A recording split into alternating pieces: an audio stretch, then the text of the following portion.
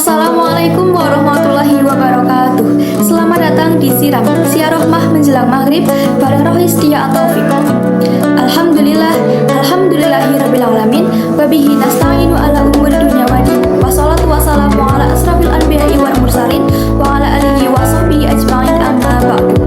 Yang terhormat Ibu Kepala Sekolah SMA Negeri 1 Wangon, yang saya hormati Bapak dan Ibu guru serta staf karyawan SMA Negeri 1 Wangon, yang saya hormati Bapak dan Ibu guru Dewan Pembina Rohis Dia Taufik SMA Negeri 1 Wangon, serta teman-teman yang berbahagia. Kedua, salawat serta salam semoga senantiasa tercurahkan kepada junjungan kita Nabi Agung Muhammad Sallallahu Alaihi Wasallam yang telah membawa kita dari zaman kegelapan hingga ke zaman yang terang benderang ini, dan yang kita nantikan syafaatnya di yaumul qiyamah nanti. Amin ya rabbal alamin. Di sini izinkan saya untuk menyampaikan kultum dengan judul keutamaan sholat malam atau sholat tahajud. Pernahkah kalian terbangun di tengah malam, tidak ada suara kendaraan, tidak ada percakapan, hanya hembusan angin? Maka di saat itulah Allah sedang membuka pintu langitnya. Allah berfirman pada Quran surat Al-Isra ayat 79, dan pada sebagian malam bertahajudlah kamu sebagai ibadah tahajud. Mudah-mudahan Tuhanmu mengangkatmu ke tempat yang terbaik. Sholat malam terdapat tambahan.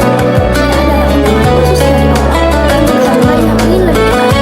Di saat banyak manusia terlelap dengan dirinya, maka hamba yang bangun di tengah malam bukan karena alasan, tapi karena ia rindu untuk bersujud lebih lama, rindu untuk bercerita tanpa suara, rindu untuk menangis tanpa dilihat oleh siapapun. Rasulullah Shallallahu Alaihi Wasallam bersabda dalam hadis dan diriwayatkan oleh Imam Bukhari dan Imam Muslim bahwa Allah turun ke langit dunia pada sepertiga malam terakhir dan berfirman, barang siapa yang berdoa kepadaku akan aku kabulkan, barang siapa yang meminta kepadaku akan aku beri, dan barang siapa yang memohon ampun kepadaku akan aku ampuni.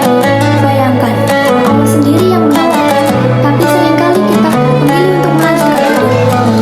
Sholat malam adalah tempat yang paling aman untuk kita menceritakan segala hal. Di siang hari, walaupun kuat kita bersembunyi, tidak terlihat baik-baik saja. Tapi di malam hari, kita melihat air mata yang jernih pada saat tahajud itu bukan tanda kerendahan. Itu adalah tanda bahwa hati kita masih hidup. Sholat malam mengajarkan bahwa tidak semua masalah bisa kita ceritakan kepada dunia. Ada roh yang selalu mendengar cerita kita